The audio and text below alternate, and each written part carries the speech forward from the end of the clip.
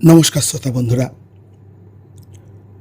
আজ আমরা আবারও হাজির হয়েছি রেডিও জংশন নিবেদিত রহস্য ও রোমাঞ্চের রুদ্ধশ্বাস নেপথ্য কথার হাড় হিম করা আরও একটি নতুন কাহিনী নিয়ে। এই অনুষ্ঠানটি আপনাদের কেমন লাগছে আপনারা আমাদের ইউটিউব চ্যানেলের কমেন্ট বক্সে গিয়ে অবশ্যই জানাবেন। অনুষ্ঠান ভালো লাগলে অতি অবশ্যই আমাদের রেডিও জংশনের ইউটিউব চ্যানেলটি বেল আইকন প্রেস করে সাবস্ক্রাইব করে রাখবেন। আজ আপনাদের যে কাহিনীটি শোনাব সেটা আমরা পেয়েছি আবার গোয়েন্দাপীঠ থেকে, যেটি লিপিবদ্ধ করেছেন সুপ্রতিম সরকার।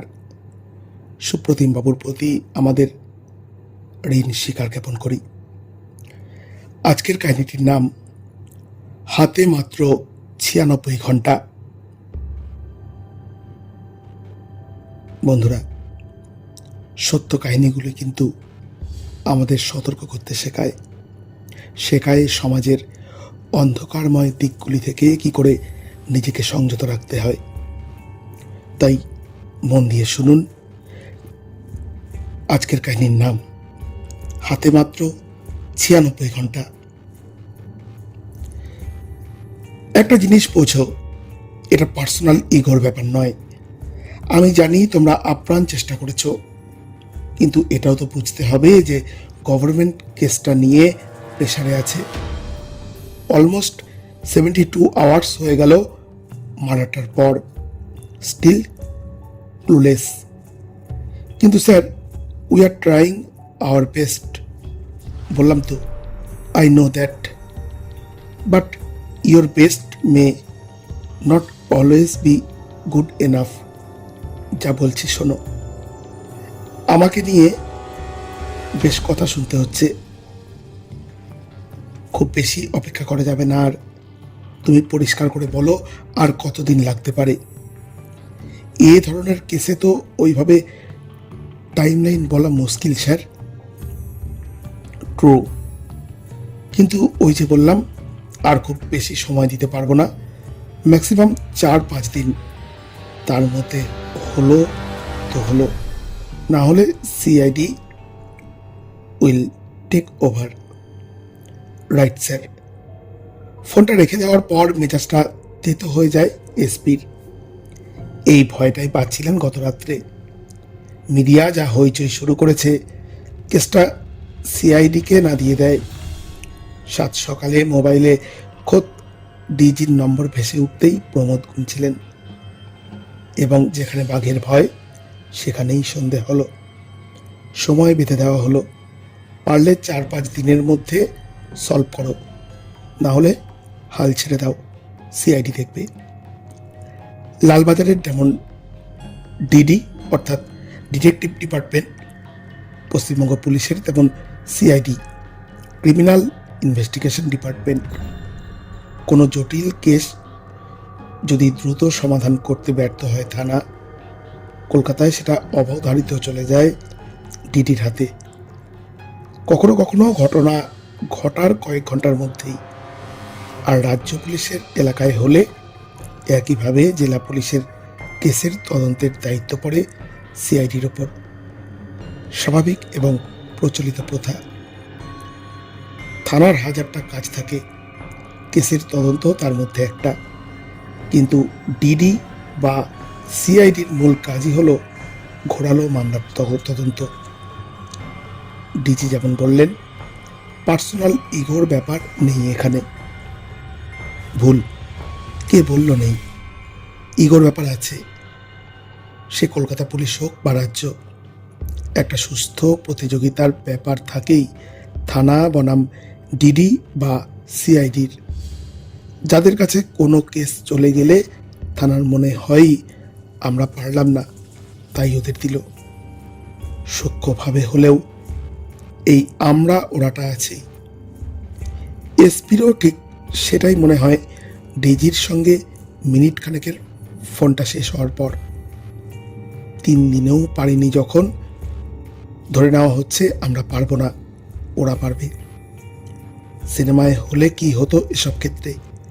পুলিশ অফিসারকে 24 বা 48 ঘন্টার সময় বেঁধে দেওয়া হতো কেসের কিনারার জন্য, এবং কি হইতে কি হইয়া যেত অলৌকিক দক্ষতায় নির্দিষ্ট সময়সীমার মধ্যেই ঠিক করে ফেলত পুলিশ। কিন্তু এটা সিনেমা নয়।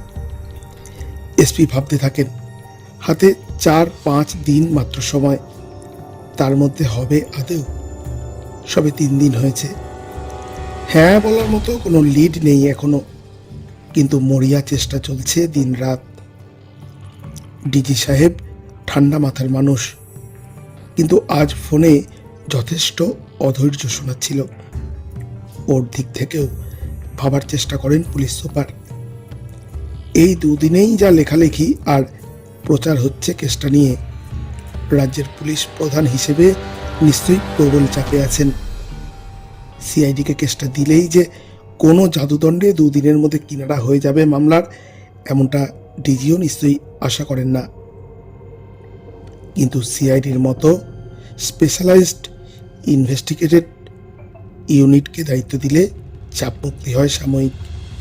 সরকার কতটা গুরুত্ব দিয়ে দেখছে ঘটনাটা, সেটা প্রমাণিত হয়। জনসমক্ষে বার্তা যায় একটা। ডিজি বললেন 4-5 দিন। অঙ্কের হিসেবে কত? 96 থেকে 120 ঘন্টা। বেশ, তাই সই। আরেকবার মিস্টার গুপ্তার বাড়ি যাওয়ার দরকার, আজই এবং এখনই। বলে রাখা দরকার ওসি আর এসডিপিও কে ডিস্ট্রিক্ট কন্ট্রোল রুমের নম্বর ডায়াল করেন পুলিশ সুপার। এসপি বলছি। বারাসাতের এসপি বাংলো থেকে গাড়ি রওনা দিল সকাল 8:30টায়। গন্তব্য বাগুইয়াটি। গাড়ি যখন মধ্যমগ্রাম পেরোচ্ছে, পুলিশ সুপার ফ্ল্যাশব্যাকে সাজিয়ে নেন ঘটনাক্রম। গত 2 দিন ধরে কেসটা নিজে মনিটর করছেন, মাথায় গেঁথে আছে সব। কিন্তু তাতে আর লাভ কি হলো? ডিজির কথাটা কানে বেজেই চলেছে। CID will take over. 11 ফেব্রুয়ারির 7 সকালে ঘোলা থানায় ফোনে খবরটা এসেছিল।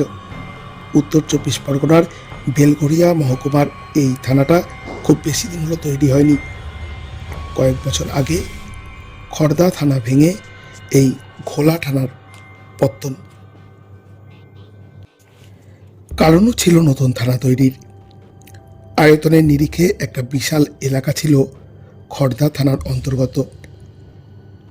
বিটি রোডের দুধারের ঘন জনবসতিপূর্ণ এলাকা তো ছিলই, সঙ্গে ছিল সোদপুর পানিহাটি মোড় থেকে পূর্ব দিকে চলে যাওয়ার রাস্তাটাও। ঘোলা হয়ে বারাসাতমুখী যে রাস্তার সংলগ্ন ছিল বিলকান্দা, তালবান্দা, নিউ ব্যারাকপুরের বিস্তৃত অঞ্চল, যেখানে বেআইনি মদের ভাটির রমনাবা, মস্তানদের দাপাদাপি, খুন, জখম, মারামারি ব্যস্ত সমস্ত রাখত খড়দা থানাকে। মূলত আইন শৃঙ্খলাজনিত সুবিধার্থেই খড়দাকে দ্বিখণ্ডিত করে ঘোলাকে দেওয়া হয়েছিল নতুন থানার মর্যাদা। ঘোলা থানার ডিউটি অফিসারকে 6:15 নাগাদ যিনি ফোনটা করেছিলেন, তিনি উদ্বিগ্ন গলায় শুধু এটুকু বলেছিলেন, মুড়াগাছা থেকে বলছি। এখানে পুকুর পাড়ে একটা বড় বস্তা পড়ে আছে, নাইলনের দড়ি দিয়ে বাঁধা। মনে হচ্ছে বস্তায় মুড়ে কেউ কিছু ফেলে রেখে গেছে। রক্ত চুইয়ে পড়ছে বস্তাটা থেকে। থানা থেকে কেউ এলে ভালো হয়, এখানে লোক জমে গেছে। লোক যে সত্যিই জমেছে বিস্তর। মুড়াগাছায় গিয়ে টের পেলেন ঘোলা থানার অফিসাররা। থানা থেকে বেশি দূরে নয় মুড়াগাছা, কয়েক কিলোমিটারের মধ্যেই হঠাৎ চাঞ্চল্যকর কিছু ঘটার আভাসে ইঙ্গিতে যেমন হয়, আধা শহর আধা গ্রামীণ এলাকায়। পুকুরের ধারে ভিড় জমানো কৌতূহলী মুখগুলোয় চাপা উত্তেজনা। পুলিশ এসেছে, পুলিশ এসেছে। কি আছে ওই বস্তায় জানা যাবে এবার। জানার পর উত্তেজনা বদলে গেল আতঙ্কে। বস্তা থেকে বেরোলো হাফ হাতা গোলাপি রঙের শার্ট আর কালো ট্রাউজার পরিহিত এক পুরুষের লাশ। দেখে মনে হয় বছর 40-এর কাছাকাছি, সর্বাঙ্গ নাইলনের দড়ি দিয়ে বাঁধা, গলাতেও দড়ির প্যাচ, ঠিকরে বেরিয়ে এসেছে চোখ, শ্বাসরোধ করে খুন, মুখটা থেতলে গেছে ভোঁতা কিছুর আঘাতে, পোশাকের অনেকটা লাল হয়ে গেছে রক্তে, বুকের ওপর পড়ে আছে লাল রঙের একটা ব্লাউজ আর একটা রুমাল, ছোট, ত্রিকোণ। মহিলারা সাধারণত যেমন ব্যবহার করেন। খুনটা যে পুকুর পাড়ে হয়নি, হয়েছে অন্য কোথাও, এবং খুনি বা খুনিরা বডিটা বস্তাবন্দি করে এখানে ফেলে গেছে সেটা বুঝতে গোয়েন্দা হওয়ার দরকার হয় না। কে বা কারা করেছে, খুনটা আদেতে হয়েছে কবে, কোথায়, কখন, মৃতের পরিচয়ই বা কী, সেসব পরে ভাবার। প্রাথমিক কাজগুলো আগে সারল খোলা থানার পুলিশ। দেহের ছবি তোলা, বডি তুলে থানায় নিয়ে গিয়ে পোস্টমর্টেমের জন্য পাঠানো, প্রস্তুতি নেওয়া এবং ঘটনাটা থানার বড়বাবুকে জানানো। মৃত অজ্ঞাত পরিচয়ে থাকলেন না বেশিক্ষণ। হাতে ঘড়ি বা আংটি ছিল না, হয় পড়েননি, নয় যে বা যারা খুনটা করেছে সে বা তারা খুলে নিয়ে গেছে। কিন্তু ট্রাউজারের পেছনের পকেটে রাখা মানিব্যাগটা নিয়ে যায়নি। টাকা পয়সা ছিল না ওতে, বা না থাকলেও নিয়ে গেছে খুনি বা খুনিরা। ব্যাগে শুধু পড়েছিল ভিজিটিং কার্ডটা, যা জানিয়ে দিল নিহতের পরিচয়। রাকেশ গুপ্তা, কোম্পানির সেক্রেটারি, নিউটাউনের এক নামী বেসরকারি সংস্থায় কর্মরত। মোবাইল নম্বর আর মেল আইডি দেওয়া আছে কার্ডে। দ্রুত যোগাযোগ করা হলো ওই কোম্পানির অফিসে। পাওয়া গেল বাড়ির ঠিকানা ও ল্যান্ডলাইন নম্বর। বাগুইয়াটির ভিআইপি এনক্লেভের বাসিন্দা ছিলেন রাকেশ। ভিআইপি রোড ধরে এয়ারপোর্টের দিকে যেতে রাস্তার উপরেই পুরনো এবং পরিচিত আবাসন। খবর দেওয়া হলো বাড়িতে। ঘোলা থানায় ছুটে এলেন রাকেশের আত্মীয় বন্ধুরা, এলেন অফিসের সহকর্মীরাও। দেহ শনাক্ত হলো, দায়ের হলো খুন এবং প্রমাণ লোপাটের মামলা। ঘোলা থানা, কেস নম্বর 20, তারিখ 11/2/2008, ভারতীয় দণ্ডবিধির 302/201 ধারায়। খবর পাওয়া মাত্র ওসি আর অ্যাডিশনাল ওসি তো বটেই, ঘটনার গুরুত্ব বুঝে থানায় চলে এসেছিলেন SDPO Belgharia, additional SP Barrackpore এবং উত্তর 24 পরগনার পুলিশ সুপার স্বয়ং। খুঁটিয়ে দেখছিলেন বডি। পোস্টমর্টমে দ্রুত পাঠানো হয়েছিল দেহ। মৃত্যুর কারণ হিসেবে ডাক্তার কি লিখবেন জানাই ছিল। যেটা জানা ঢের বেশি জরুরি ছিল সেটা খুনের সম্ভাব্য সময়।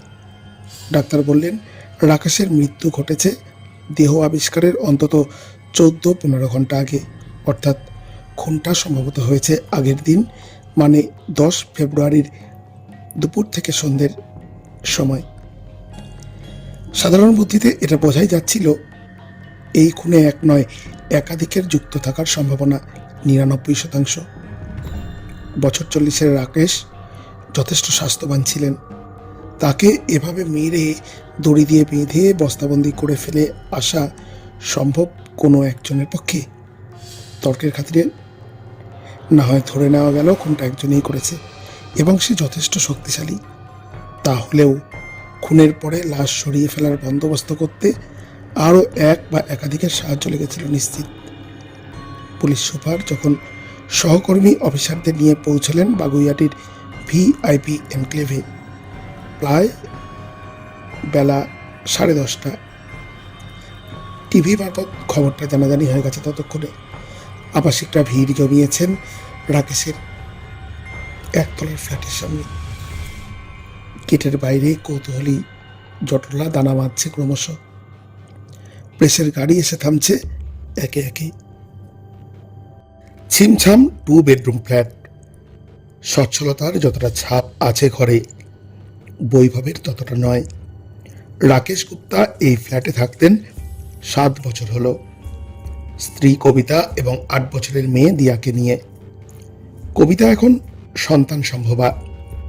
দ্বিতীয় সন্তানের সম্ভাব্য জন্মক্ষণ মাস 3 মধ্যেই। রাকেশের বাবা বেঁচে নেই, মা আছেন। এই আবাসনেই পাশের ব্লকের একটা ফ্ল্যাটে থাকেন। রাকেশরা দুই ভাই বোন। বোন দীপিকার বিয়ে হয়েছে হায়দ্রাবাদে। ফ্ল্যাটটা দৈর্ঘ্যে প্রস্থে নেহাতি মাঝারি সাইজের। তার মধ্যেই পাড়া প্রতিবেশী, আত্মীয় স্বজন, বন্ধু বান্ধবদের ঠিক থেকে ভিড়। যে ভিড়টা পুলিশ ঢুকতেই রাতারাতি আরও বেড়ে গেল কিছুটা। ওই ভিড়ভাট্টা আর কান্নাকাটির মধ্যে রাকেশের স্ত্রীর সঙ্গে আলাদা করে কথা বলার সুযোগই ছিল না। তাছাড়া স্বামীর এভাবে খুন হওয়ার খবর পেয়েছেন সবে কয়েক ঘন্টা হলো। এখনই পুলিশি প্রশ্নের উত্তর দেওয়ার মতন মানসিক অবস্থায় থাকবেন আশা করাটাই অমানবিক। এসপি ঠিক করলেন শেষকৃত্য হয়ে যাওয়ার পর রাতের দিকে এসে কথা বলবেন। প্রাথমিক তথ্যগুলো বরং জেনে নেওয়া যাক আত্মীয়দের থেকে। প্রাথমিক তথ্য বলতে 10 ফেব্রুয়ারি রবিবার ছিল। অফিস যাওয়ার কোনো ব্যাপার ছিল না রাকেশের। দুপুর 1:15 নাগাদ ট্যাক্সি নিয়ে বেরিয়েছিলেন মাকে এয়ারপোর্টে ছেড়ে আসতে। মা সপ্তাহখানেকের জন্য হায়দ্রাবাদ যাচ্ছিলেন মেয়ের কাছে। দুপুর 2টোর একটু পরে স্ত্রীর মোবাইলে ফোন করে রাকেশ জানান, আমার কিছু কাজ আছে, ফিরতে একটু দেরি হবে। আর বাড়ি ফেরেননি রাকেশ। বিকেল গড়িয়ে সন্ধে গড়িয়ে রাত 8টা বেজে যাওয়ার পর উদ্বিগ্ন কবিতা ফোন করেছিলেন রাকেশকে। ফোন সুইচড অফ ছিল। কবিতা আতঙ্কিত হয়ে যোগাযোগ করেছিলেন আত্মীয়দের সঙ্গে, রাকেশের ঘনিষ্ঠ বন্ধুদের সঙ্গে। রাকেশের 2 খুড়তুতো ভাই বাগুইয়াটি ফাঁড়িতেই রাতে মিসিং ডায়েরি করেছিলেন। যে মিসিং ডায়েরি মূল্যহীন হয়ে যায় পরের দিন মুড়াগাছায় রাকেশের দেহ উদ্ধারের পর। প্রাসঙ্গিক তথ্য পাওয়া গেল আরও কিছু। রাকেশ ডান হাতে ঘড়ি পরতেন, গলায় থাকতো রূপোর চেন, ডান হাতে আংটি পরতেন 2টো, চোখে চশমা উঠেছিল কলেজে পড়ার সময়। অথচ উদ্ধার হওয়া দেহে চশমা, ঘড়ি, চেন, আংটি কিছুই নেই। বারাসতের অফিসে ফিরে পুলিশ সুপার এই মামলার তদন্ত গঠন করলেন একটা কোর কমিটি নিয়ে, যাতে থাকলেন এই কেসের তদন্তকারী officer sub inspector Rabindranath Ghosh, ঘোলা থানার additional OC Samir Bhattacharya, OC Tapan Kumar Biswas, new Barrackpore ফাঁড়ির সাব ইন্সপেক্টর সুবীর চক্রবর্তী, জগদ্দল থানার ওসি সুবীর চ্যাটার্জি এবং জেলার বাছাই করা 4 জন সাব ইন্সপেক্টর। ক্রাইম ওয়ার্কে যাদের দক্ষতা প্রশ্নাতীত। ঠিক হলো এই টিমের কাজকর্মের তদারকিতে থাকবেন অ্যাডিশনাল এসপি ব্যারাকপুর, যাকে সাহায্য করবেন এসডিপিও ব্যারাকপুর আর এসডিপিও বেলঘড়িয়া। সামগ্রিক তত্ত্বাবধানে পুলিশ সুপার স্বয়ং, যিনি প্রতি সন্ধ্যায় বসবেন টিমের সঙ্গে। দৈনিক সান্ধ্য বৈঠকে কাটাছেঁড়া করা হবে তদন্তের অগ্রগতি। কিভাবে এগোনো হবে সেটা চোখে নেওয়া হলো। তৈরি হলো আশু করণীয়ের তালিকা। কে কোনটা করবে ভাগ করে দেওয়া হলো দায়িত্ব। 1, রাকেশের মোবাইলের সিডিআর কল ডিটেলস রেকর্ড অবিলম্বে জোগাড় করা এবং অন্তত গত 1 মাসের রেকর্ড চেক করা দিন ধরে। অফিস এবং বাড়ির লোকজন ছাড়া বন্ধু বান্ধবদের মধ্যে কাদের সঙ্গে তুলনায় বেশি যোগাযোগ ছিল তা জানতে হবে। তৈরি করতে হবে ফ্রিকোয়েন্ট কলার্সদের লিস্ট। ঘটনার দিন এয়ারপোর্টে মাকে ছেড়ে বেরোনোর পর স্ত্রীকে ফোন করেছিলেন। সেই ফোনের কতক্ষণ পর থেকে মোবাইল বন্ধ হয়ে গিয়েছিল। বন্ধ হওয়ার মুহূর্তের টাওয়ার লোকেশন। পোস্টমর্টেম রিপোর্ট অনুযায়ী খুনটা হয়েছে রবিবার দুপুর থেকে বিকেলের মধ্যে। প্রকাশ্যে কেউ দিনের বেলায় খুন করে না এভাবে। খুনটা নিশ্চিতভাবে কোনো ঘরের মধ্যে হয়েছে এবং রাতের অন্ধকারে বডি পাচার করা হয়েছে খুনের জায়গা থেকে মুড়াগাছায়। কোন এলাকায় খুন, টাওয়ার লোকেশন থেকে একটা আভাস অন্তত পাওয়া যেতে পারে। 2, রাকেশের পেশাগত জীবন সম্পর্কে বিস্তারিত তথ্য চাই, একেবারে খুঁটিনাটি পর্যায়ে। অফিসে ওর ঊর্ধ্বতন অধস্তন সবার সঙ্গে কথা বলতে হবে।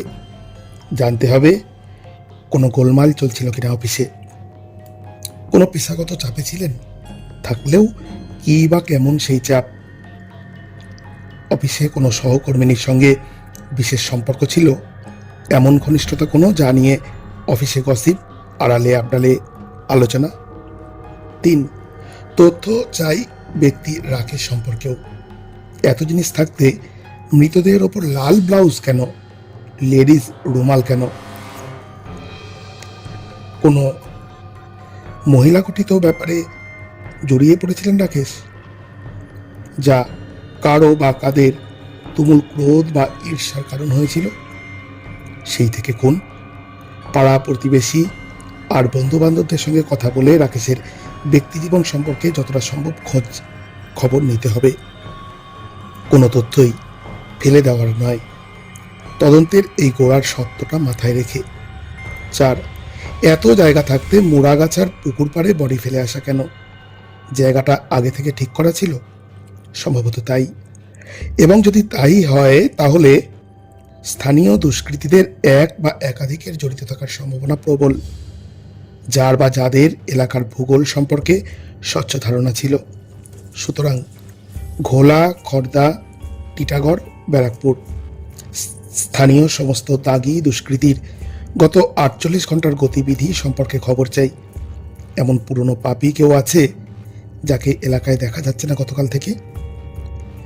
যার যেখানে যা সোর্স আছে পত্রপাঠ মাঠে নামাতে হবে।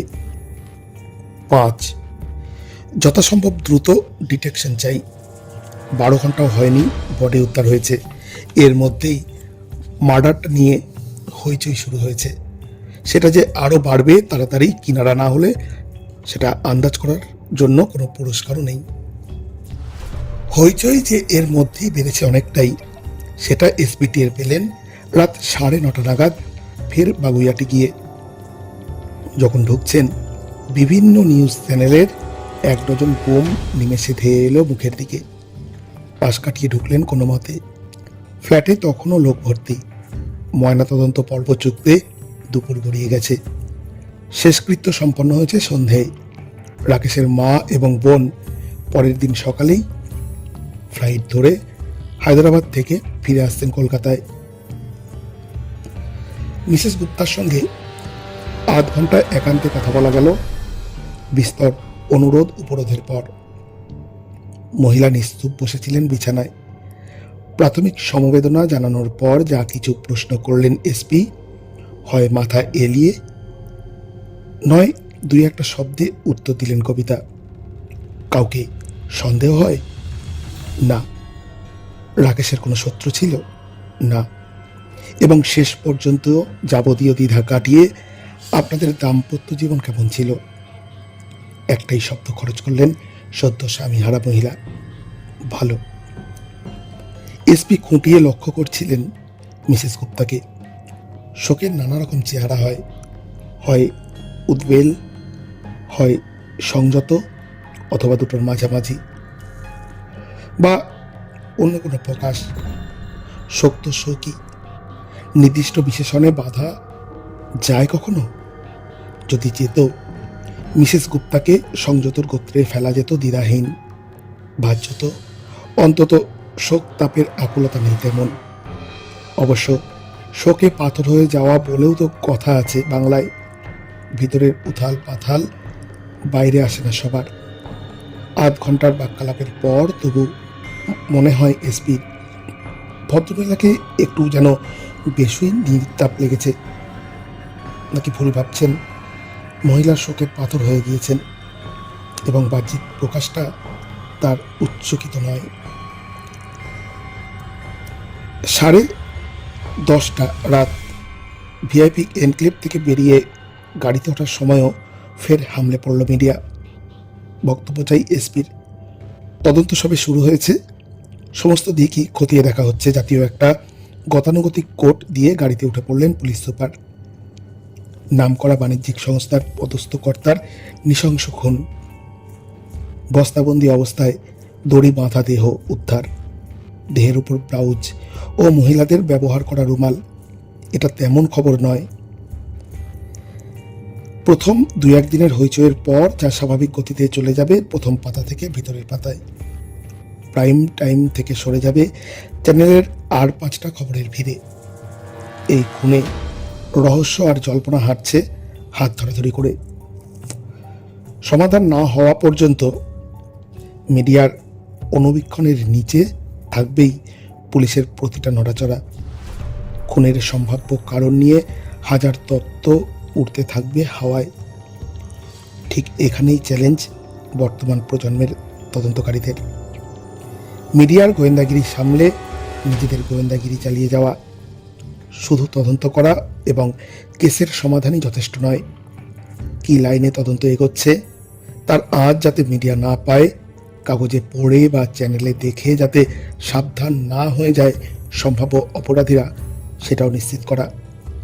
কাজটা যে আজকের যুগে কি প্রাণান্তকর কঠিন, সেটা তদন্তকারী অফিসার মাত্রই জানেন। সোমবারে তৈরি করণীয় তালিকার কতটা কি এগোলো খতিয়ে দেখতে কোর টিমের সঙ্গে মঙ্গলবার সান্ধ্য মিটিংয়ে বসলেন এসপি। রাকেশের সিডিআর বলছে মোবাইল বন্ধ করেছিলেন 3:17 তখন টাওয়ার লোকেশন ছিল বিমানবন্দর থেকে কয়েক কিলোমিটার উত্তরে মাইকেলনগরের কাছে। স্ত্রীকে ফোন করেছিলেন 2:10 বলেছিলেন ফিরতে দেরি হবে। তার ঘণ্টাখানেক পর থেকে ফোন বন্ধ। নিজেই সুইচ অফ করেছিলেন নাকি অন্য কেউ বাধ্য করেছিল? আগে থেকে কারোর সঙ্গে দেখা করার কথা ছিল? জিজ্ঞাসা চিহ্ন একাধিক, উত্তর এখনো অধরা। রাকেশের গত 1 মাসের কল ডিটেলস থেকে এমন কিছুই পাওয়া যাচ্ছে না যা তদন্তে নির্দিষ্ট দিশা দেখাতে পারে। বন্ধু বান্ধব যাদের সাথে কথা বলতেন তাদের অধিকাংশরই ব্যাকগ্রাউন্ড চেক হয়ে গেছে। প্রাথমিক দেখা হয়েছে সবার। রবি সোমের টাওয়ার লোকেশন। সন্দেহ করার মতো কিছু না। রাকেশের শনি রবি ফোন তালিকা দেখা হয়েছে বিশেষ মনোযোগে, কিন্তু সবই রুটিন ফোন। অফিস বাড়ি বন্ধু, SMS-ও রুটিনের পর্যায়ে। বন্ধুদের মধ্যে বিশেষ ঘনিষ্ঠ 2 জনের নাম পাওয়া যাচ্ছে যাদের সঙ্গে প্রায় রোজই ফোন বা মেসেজ চালাচালি হতো রাকেশের। অরুণ কাটিয়াল আর সঞ্জীব সুরেখা। অরুণ থাকেন লেকটাউনে, সঞ্জীব দমদমে। দুজনেরই রাকেশের বহুদিনের বন্ধু সেই কলেজ জীবন থেকে। দুজনেরই দেহ উদ্ধারের খবর পেয়ে ছুটে এসেছিলেন থানায়, ছিলেন শেষকৃত্য পর্যন্ত। অরুণ সঞ্জীব দুজনেরই সুখী দাম্পত্য জীবন। পারিবারিক কোনো জটিলতার আভাস মেলেনি এখনো পর্যন্ত। খোঁজ খবর অব্যাহত আছে। সঞ্জীবের থেকে মাসখানেক আগে রাজারহাট এলাকায় একটা ফ্ল্যাট বুক করার জন্য 2.5 লক্ষ টাকা ধার করেছিল রাকেশ। ওই অ্যাডভান্স বুকিং গত মাসে বাতিল করে টাকা তুলে নিয়েছিলেন। তবে সঞ্জীবকে এখনো ধারের টাকা ফেরত দেননি। অনেক দিনের বন্ধু রাকেশকে তাগাদাও দেননি সঞ্জীব। রাকেশ বন্ধুকে বলেছিলেন ফ্ল্যাট নয়, ভালো জমির খোঁজে আছেন। জমি বাড়ি সংক্রান্ত কোনো ঝামেলায় ফেসে গেছিলেন কিনা জানা যায়নি এখনো। আরও খোঁজ নেওয়া দরকার। রাকেশ আর্থিকভাবে মোটামুটি সচ্ছলই ছিলেন। মাসে মাইনে পেতেন 65,000-এর কাছাকাছি। ধারটার যদি কিছু থেকেও থাকে সেটা শোধ করাটা গুরুতর সমস্যা হয়ে ওঠার সম্ভাবনা কম। অফিসে কোনো ঝামেলা? যতটুকু খোঁজ খবর করা যা গেছে আপাতত সেখানেও কোনো লিড নেই। এই কোম্পানিতে যোগ দিয়েছিলেন বছরখানেক হলো। অমায়িক ব্যবহারের জন্য জনপ্রিয় ছিলেন সহকর্মীদের মধ্যে। পরিশ্রমী এবং দক্ষ আধিকারিক হিসেবে পরিচিত ছিলেন কোম্পানিতে। কর্মক্ষেত্রে কোনো মহিলা সহকর্মীর সঙ্গে বিশেষ সম্পর্কের আভাস? মহিলা কর্মী অনেকেই আছেন সংস্থায়। রাকেশের পেশাগত সংস্রব ছিল মূলত PA অরুণিমার সঙ্গে। অরুণিমা সপ্রতিভ, সুন্দরী, কথাবার্তায় চৌকস। কিন্তু নানাভাবে খোঁজ নিয়েও রাকেশের সঙ্গে অরুণিমার কাজ বহির্ভূত কোনো সম্পর্কের হদিশ পাওয়া যাচ্ছে না। অন্য কোনো সহকর্মীর সঙ্গেও না। অন্তত এখনো পর্যন্ত। রাকেশের অফিসের ডেস্কটপটা নিয়ে যাওয়া হয়েছিল পরীক্ষার জন্য। অফিসিয়াল ল্যাপটপও শনিবার রেখে গিয়েছিলেন অফিসে। দুটোই পাঠানো হয়েছিল প্রযুক্তি বিশেষজ্ঞদের কাছে, যদি ডিলিট করে দেওয়া কোনো ফাইল ফোল্ডারের খোঁজ পাওয়া যায়। কিন্তু কোথায় আর, হার্ড ডিস্ক ঘাটাঘাটি করেও কিচ্ছু পাওয়া যায়নি বলার মতো। পাড়া প্রতিবেশী, আবাসনের বাসিন্দারা, ওরা কি বলছেন, কি ভাবছেন? এখনো অনেকের সঙ্গে কথা বলা বাকি। তবে নিকটতম প্রতিবেশীদের মধ্যে যাদের সঙ্গে ইতিমধ্যেই কথা বলা হয়েছে, সবাই একটা ব্যাপারে একমত। রাকেশ অত্যন্ত ভদ্র এবং নম্র স্বভাবের মানুষ ছিলেন। কারো সাথে পাঁচে থাকতেন না, কারো সঙ্গে সামান্যতম ঝগড়াঝাঁটিও কখনো হয়েছে বলে কেউ শোনেননি। স্থানীয় সোর্স লাগানো হয়েছিল সোমবার বিকেলেই। মূলত বলা হয়েছিল রাকেশের ব্যক্তিজীবন নিয়ে খোঁজ নিতে। পাড়ায় কোনো চর্চা হতো কিনা রাকেশকে নিয়ে, হলে কি নিয়ে চর্চা, এইসব। সোর্সরা যা খবর পেয়েছে এ পর্যন্ত মিলে যাচ্ছে পাড়া প্রতিবেশীদের ধারণার সঙ্গে। রাকেশ গুপ্তা অজাতশত্রু ছিলেন। আর রাকেশের স্ত্রী কবিতা, তার ব্যক্তিজীবন, কল ডিটেলস রেকর্ড করে অন্তত অন্য কোনো সম্পর্কের ন্যূনতম ইঙ্গিত পাওয়া যাচ্ছে না। সুখী দম্পতি হিসেবেই পাড়ায় এবং বন্ধু মহলে পরিচিত ছিলেন ওরা। বাহ্যিক সুখী দম্পত্যের আড়ালে কোনো টানাপোড়েন ছিল কি? থাকলেও আভাস ইঙ্গিত পাননি পরিচিতরা, বা পরিচিতদের মধ্যে কেউ কিছু জানলেও লুকিয়ে যাচ্ছেন। রাকেশের দুই ঘনিষ্ঠ বন্ধু অরুণ সঞ্জীবের সঙ্গে কেমন সম্পর্ক ছিল কবিতার? সোর্স বলছে, কল রেকর্ডসও বলছে, ভাবিজি ভাইয়ার স্বাভাবিক সম্পর্ক। ডাল মে কুচ কালার ইঙ্গিত নেই। ব্যারাকপুর বেলঘড়িয়ার দাগি অপরাধীদের তালিকা তৈরি করে খোঁজ খবর হয়েছে বিস্তারিত। কেউ জেলে, কেউ জামিনে বাইরে। যারা বাইরে তারা দিব্যি আছে এলাকায়, এবং শনি থেকে সোমের গতিবিধি সন্দেহের উদ্রেক করছে না। অতঃকিম পেশাগত ঝামেলার আঁচ নেই, ধার দেনার সমস্যা নেই, দাম্পত্য অশান্তির ইঙ্গিত নেই, পরকীয়ার খোঁজ নেই। স্থানীয় অপরাধ জগতের রাঘব বোয়ালদের জড়িত থাকার আভাস নেই। এবং এত নেই, এর শেষে তদন্তকারীদের হাতেও পেন্সিল ছাড়া আর কিছুই পড়ে নেই। রাত হয়ে গিয়েছে অনেক। অফিসারদের ছেড়ে দেন এসপি। উঠতে উঠতে ওসি ঘোলা বলেন, আরও লোক লাগিয়েছি স্যার, দেখা যাক। মিডিয়া যা বাড়াবাড়ি শুরু করেছে, মনে হচ্ছে পৃথিবীর সব মার্ডার বোধহয় 24 ঘন্টার মধ্যেই ডিটেক্ট হয়ে যায়। এসপি হাসেন, শোনো তপন, মিডিয়া কি করছে, কতটা সেন্সালাইজ করছে, সেটা নিয়ে বেশি ভেবে লাভ নেই। ওটা হাতে নেই আমাদের। আমার চিন্তা হচ্ছে অন্য ব্যাপারে। ব্যারাকপুর এবং বেলঘড়িয়ার এসডিপিওরা প্রায় সমস্যারে বলে ওঠেন, কি স্যার? বেঙ্গল চেম্বার অব কমার্সের একটা হাই লেভেল ডেলিগেশন মার্ডারটা নিয়ে আজ ডেপুটেশন দিয়ে এসেছে রাইটার্সে। শিল্পক্ষেত্রে কর্মরতদের নিরাপত্তাহীনতা বাড়ছে, এইসব আর কি। গভর্নমেন্ট কেসটা না সিআইডিকে দিয়ে দেয়। কিন্তু স্যার, হতাশ দেখায় বেলঘড়িয়ার এসডিপিওকে। থামিয়ে দেন পুলিশ সুপার। তরুণ এসডিপিওর পিঠে হাত রাখেন, বাড়ি যাও, কাল ভাবা হবে আবার। রাতে শোয়ার আগে একটু বই পড়া বরাবরের অভ্যেস এসপির, কিন্তু আজ ইচ্ছে করছে না। কেসটা ঘুরছে মাথার মধ্যে, তলিয়ে ভাবার চেষ্টা করছেন, এবং যত ভাবছেন তত মাথায় ঘুরে ফিরে আসছে রুড ইডার্স কিপলিংয়ের সেই বিখ্যাত কবিতার কয়েকটা লাইন, কয়েকটা শব্দ।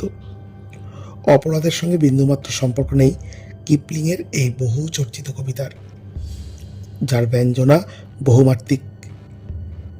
কিন্তু লাইনগুলো এখন কি যে প্রাসঙ্গিক মনে হচ্ছে এই মামলার তদন্তে।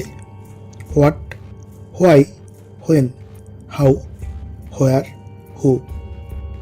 কি, কেন, কখন, কিভাবে, কোথায়, কে, কি জানা আছে, কেন মোটিভ অমিল। রাকেশের মানিব্যাগে যা টাকা ছিল আততায়ীরা নিয়ে গেছে ধরে নেওয়া গেল। ছুটির দিনে মাকে ছাড়তে এয়ারপোর্টে গেছিলেন। অত টাকা, খুব বেশি টাকা সঙ্গে থাকতে পারে কি? খুব বেশি ধরলে 1,000-2,3, আরও একটু বাড়িয়ে ভাবলে 5 লাখখানেক ক্যাশ তো আর সঙ্গে থাকার কথা নয়। রাকেশের চেন, ঘড়ি, আংটি পাওয়া যায়নি। ওগুলো বেচেই বা কত টাকা হতে পারে? যতই হোক তার জন্য বড়জোর ছিনতাই হয়, এভাবে খুন নয়। সুতরাং মার্ডার ফর গেইন হওয়ার সম্ভাবনা প্রায় শূন্য।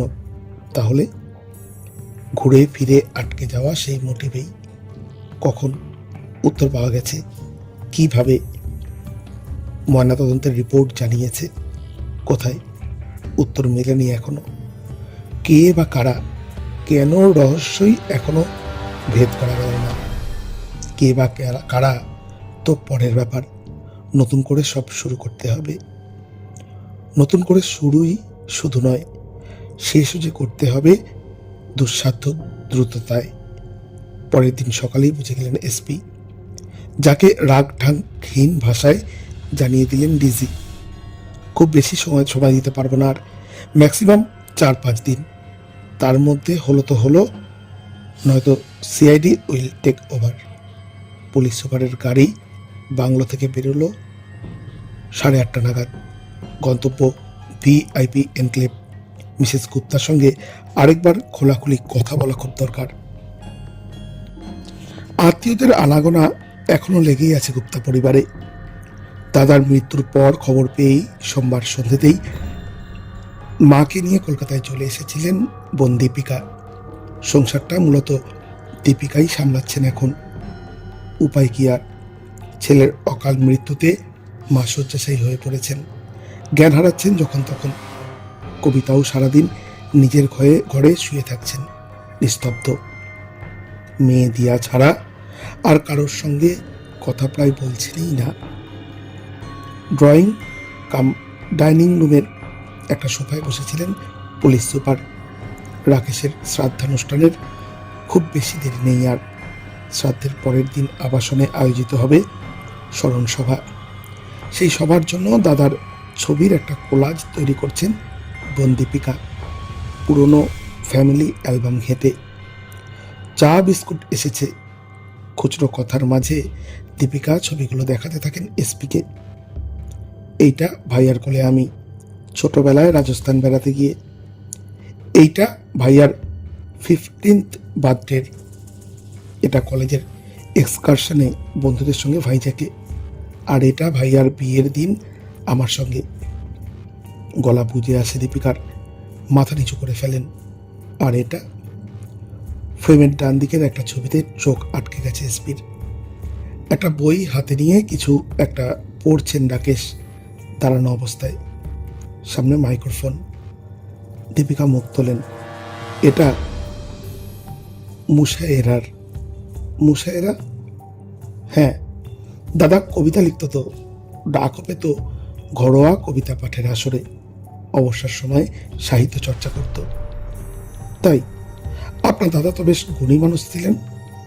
তা ওর লেখা কবিতাগুলো নিয়ে একটা বই বের করার কথা ভেবে দেখতে পারেন কিন্তু। ফের গলা ধরে আসে দীপিকা। হ্যাঁ, এটা ভালো বলেছেন। দাদারও ইচ্ছে ছিল একটা বই বেরোক। আপনাদের কাছে ওর লেখাগুলো নেই? এতক্ষণ ধরে ভদ্রলোক কথোপকথন শুনছিলেন পাশের সোফায় বসে। দেহ উদ্ধারের দিন যখন এসেছিলেন এই ফ্ল্যাটে, তখনও একে দেখেছিলেন এসপি।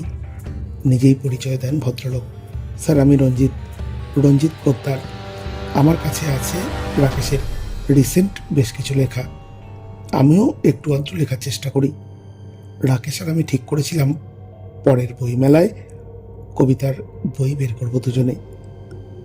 আমি কিছু লিখলে সবার আগে ওকে পড়তে দিতাম। রাকেশও যখন কিছু লিখত আমাকে দিয়ে বলতো কেমন হয়েছে। বেশ, তো সময় নিয়ে বের করে ফেলুন বইটা। হ্যাঁ স্যার। আচ্ছা, ওর লেখাগুলো একটু দেখা যেতে পারে? হ্যাঁ, হোয়াই নট। রিসেন্ট লেখাগুলো আমার বাড়িতেই আছে। কিন্তু হাউ উইল দ্যাট হেল্প? না, ইনভেস্টিগেশনের জন্য নয়, এমনি দেখতাম। সাহিত্য আমারও পছন্দের বিষয়। অবশ্য আপনার আপত্তি থাকলে। কথা শেষ হওয়ার আগেই রঞ্জিত বলে ওঠেন, না স্যার, আপত্তি কিসের? আমার বাড়ির কাছেই, উল্টোডাঙায়। কাউকে যদি কাইন্ডলি পাঠিয়ে দেন, তার হাতে দিয়ে দেবো লেখাগুলো। কিন্তু হিন্দি কবিতা মানে? আপনি? এসপি মৃদু হাসেন। আমি বাঙালি, কিন্তু হিন্দি মোটামুটি পড়তে পারি। যে জন্য সকাল সকাল ছুটে আসা বাগুইয়াটির ফ্ল্যাটে। সেটা হলো, মিসেস গুপ্তার সঙ্গে একান্তে মিনিট 15 কথা হলো। হুঁ হ্যাঁ, আর হ্যাঁ নাতেই উত্তর সীমাবদ্ধ রাখলেন মহিলা। নতুন তথ্য পাওয়া গেল না কিছু। মরিয়া পুলিশ সুপার শেষ চেষ্টা করলেন আন্দাজে ঢিল ছুড়ে। ম্যাডাম, আমরা যা খবর পাচ্ছি, মিস্টার গুপ্তার একটা এক্সট্রা ম্যারিটাল অ্যাফেয়ার ছিল। আপনি জানতেন কিছু? কবিতা স্থির চোখে তাকালেন। বিশ্বাস করি না, আপনারা ভুল খবর পেয়েছেন। কি আর বলার থাকে এরপর? ফ্ল্যাট থেকে বেরিয়ে যাওয়ার সময় রঞ্জিত পোদ্দারকে দেখিয়ে ওসি ঘোলাকে নির্দেশ দিলেন, এসপি, ইনি উল্টোডাঙায় থাকেন, ঠিকানা নিয়ে নাও। লোক পাঠাও এখনই। উনি কিছু কাগজ দেবেন, ওগুলো আমার অফিসে পাঠিয়ে দিও অ্যাজ আর্লি অ্যাজ পসিবল। কিছুতেই যখন কিছু হচ্ছে না, তদন্ত যখন সবারতেই ক্লুলেস, কেস যখন চলে যেতেই বসেছে সিআইডির কাছে, কি লিখতেন রাকেশ সেটাই না হয় পড়ে দেখা যাক। কবিতা থেকে কবি মনের গতি প্রকৃতির সন্ধান মেলে যদি। সাদা কাগজে লেখা রাকেশের কবিতাগুলো পুলিশ সুপারের অফিসে পৌঁছলো দুপুর 2:30 সামান্য পরে। হোঁচট খেতে খেতে কিছু শব্দ আর বাক্য পড়তে পারা এক, কবিতার রসাস্বাদন আর এক। লেখাগুলো উল্টে পাল্টে দেখতে গিয়ে এসপি বুঝে গেলেন এর মর্মোদ্ধার তার কম্য নয়। অরিজিৎকে ফোনে ধরলেন পুলিশ সুপার। অরিজিৎ এসপির কলেজ জীবনের সহপাঠী, কলকাতা বিশ্ববিদ্যালয়ে অর্থনীতি পড়ান। এই অরিজিৎ, শোন না, একটা কাজ করে দিতে হবে। ইউনিভার্সিটি কতক্ষণ থাকবি? কিছু হিন্দি কবিতা পাঠাবো তোর কাছে। তোর হিন্দি ডিপার্টমেন্টের কোনো প্রফেসরকে পড়াতে পারবি ওগুলো? তারপর সেই প্রফেসরের সঙ্গে একবার কথা বলবো। আর ইংরেজির কাউকে বলে লেখাগুলো অনুবাদ করে দিতে বল প্লিজ। হাতে সময় বেশি নেই, আজ রাতের মধ্যে হলে ভালো, না হলে লেটেস্ট কাল সকাল করে দে ভাই প্লিজ। অরিজিৎ একটু অবাকই হন শুনে, তারপর রসিকতা করেন হালকা, তাহলে চাকরিটা ছেড়েই দিচ্ছিস ফাইনালি? লেখার হাত তো তোর বরাবরই ভালো, লেখালেখি শুরু করবি নাকি পাকাপাকি? খুব ভালো, গুড ডিসিশন। চোর ডাকাত ছেড়ে যখন কবিতায় মন দিয়েছিস। এসপি হাসেন, আরে ধুর, এই লেট 30s আর কে চাকরি দেবে নতুন করে? দরকার আছে বলে বলছি, চাপে আছি একটু। অরিজিৎ বললেন, ঠিক আছে, এখনই পাঠা, দেখছি। সে রাতে হয়ে উঠল না, কিন্তু পরের দিন বৃহস্পতিবার সকাল 9টার মধ্যে এসপির বারাসাতের বাংলোয় পৌঁছে গেল রাকেশ গুপ্তার সাম্প্রতিক হিন্দি কবিতার ইংরেজি অনুবাদ। দীর্ঘ কবিতা নয়, 16 থেকে 18 লাইন গড়ে। অনুবাদগুলো প্রত্যেকটাই পড়লেন এসপি, একবার নয়, 2-3 বার করে। ভদ্রলোক আহামরি কিছু লিখতেন না, প্রেমের কবিতা প্রত্যেকটাই, নির্দিষ্ট কাউকে ভেবে কাউকে উদ্দেশ্য করে লেখা। অবশ্য তাই বা হতে হবে কেন? নির্দিষ্ট কাউকে উদ্দিষ্ট হতেই হবে এমন নিয়ম আছে নাকি প্রেমের কবিতায়? কিন্তু তাহলে খটকা লাগছে কেন? কেন মনে হচ্ছে কোথাও একটা যোগসূত্র লুকিয়ে আছে শব্দগুলো? আবার পড়তে থাকেন এসপি, প্রতিটি শব্দ, প্রতিটি লাইন, এবং পড়তে পড়তেই হঠাৎ আলোর ঝলকানি। তাহলে কি? অরিজিৎকে ফোনে ধরেন এসপি। তোর ওই হিন্দি প্রফেসরের নাম্বারটা টেক্সট করতো শিগগির, আর ওর নামটা বল। SMS নাম্বারটা আসতেই মোবাইলের বোতাম টেপেন পুলিশ সুপার। হিন্দির অধ্যাপকের সঙ্গে কথোপকথন হয় এরকম, ভেরি সরি ত্রিপাঠীজি, বিরক্ত করছি একটু। কবিতাগুলোর অনুবাদ পড়লাম, একটা বিষয়ে আপনার মতামত জানা খুব জরুরি হয়ে পড়েছে। তাই আপনাকে বিরক্ত করা। না না, বিরক্ত কিসের বলুন না। কবিতাগুলো পড়ে আমার একটা জিনিস স্ট্রাইক করছে, আপনারও সেটা মাথায় এসেছে কিনা সেটাই জাস্ট বলুন না। দেখুন, কবিতাগুলো তো প্রেমের, কিন্তু শব্দের প্রয়োগ বলুন বা উপমার ব্যবহার, আমি স্পেসিফিক্যাসি যাচ্ছি না, কিন্তু আমার মনে হচ্ছে এই কবিতা কোনো নারীকে উদ্দেশ্য করে কোনো পুরুষ লিখতে পারে না। আমারও মনে হচ্ছে এই কবিতা কোনো পুরুষ কবি শুধুমাত্র কোনো পুরুষকে উদ্দেশ্য করে লিখতেই পারেন, নির্দিষ্ট কেউ নাও হতেই পারেন, কিন্তু এটা পুরুষের প্রতি পুরুষের প্রেমের কবিতা, সমকামের কবিতা। পুরুষের শরীরী বর্ণনা এত ডিটেলে প্রায় প্রতিটা কবিতায়, আর উপমাগুলো উত্তর আসে মোবাইলের অন্য প্রান্ত থেকে।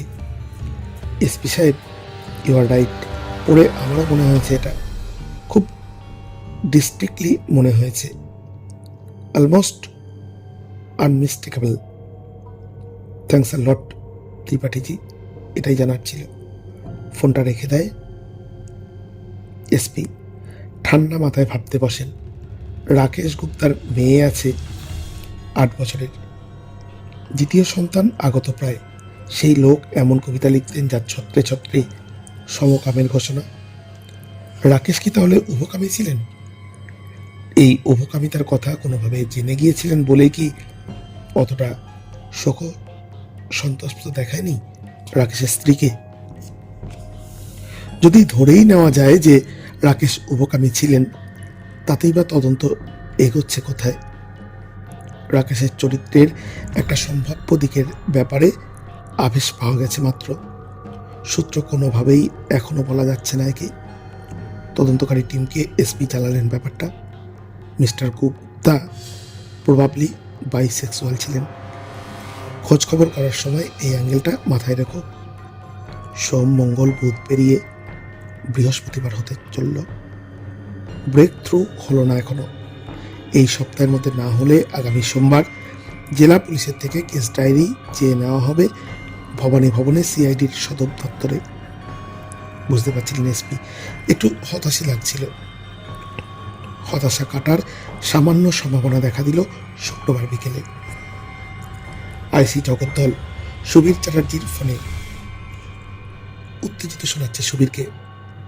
স্যার, আপনি বললেন না গুপ্তা সাহেব বাইসেক্সুয়াল ছিলেন, হয়তো ওর কোম্পানির অফিসে আমি সোমবার বিকেল থেকেই দুজনকে ফিট করে রেখেছিলাম। এরা রাকেশের অর্ডারলি কাজ করতো বেসিক্যালি। এই চাটা দেওয়া, ভিজিটর হ্যান্ডেল করা, এসব আর কি।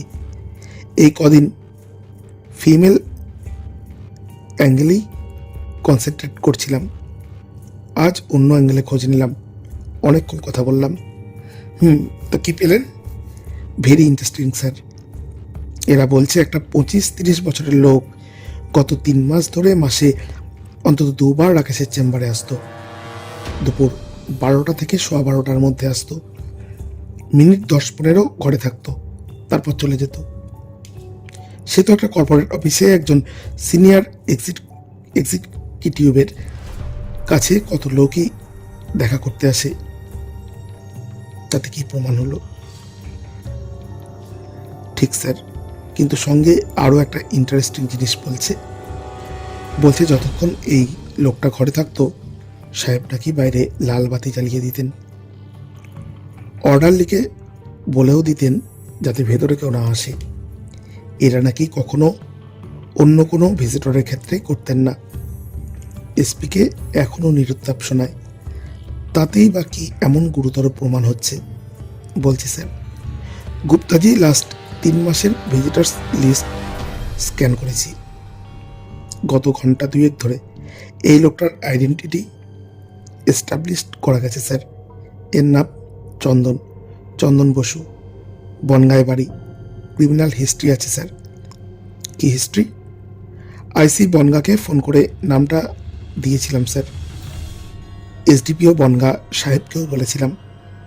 এই কিছুক্ষণ আগে আইসি বনগাঁ ফোন করেছিলেন আমায়। থানার অ্যারেস্ট রেজিস্টারে নাম আছে এই চন্দনের। মাস 6 আগে একে ডিস্ট্রিক্ট এনফোর্সমেন্ট ব্রাঞ্চ অ্যারেস্ট করেছিল। ব্লু ফিল্মের অনেক সিডি সিজ হয়েছিল সেই কেসে।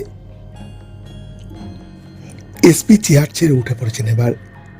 কথা বলতে বলতেই পায়চারি করছেন দ্রুত। স্নায়ুতে উত্তেজনার লাপটুপ টের পাচ্ছেন দিব্যি। রাকেশের উভকামী হওয়ায় আভাস কবিতার। স্বামীর মৃত্যুর খবরেও স্ত্রীর আপাতত নিরুত্তাপ থাকা। ব্লু ফিল্মের ব্যবসায় গ্রেপ্তার হওয়া যুবকের সঙ্গে মাসে 2 বার রাকেশের অফিস বৈঠক। বিন্দুগুলো যোগ করলে সমাধান রেখার একটা অবয়ব ক্রমশ স্পষ্ট হচ্ছে।